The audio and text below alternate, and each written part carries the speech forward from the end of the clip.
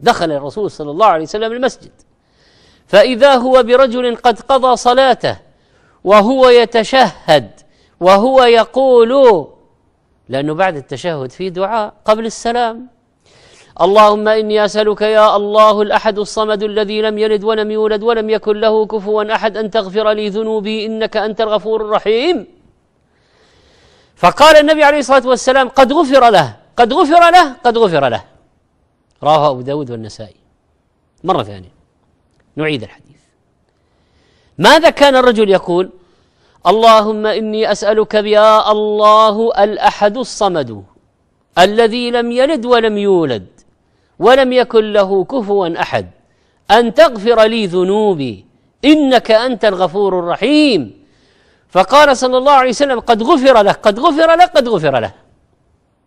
حديث صحيح.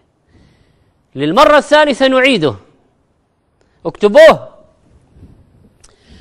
اللهم إني أسألك يا الله الأحد الصمد الذي لم يلد ولم يولد ولم يكن له كفوا أحد أن تغفر لي ذنوبي إنك أنت الغفور الرحيم. ما هي نتيجة الدعاء؟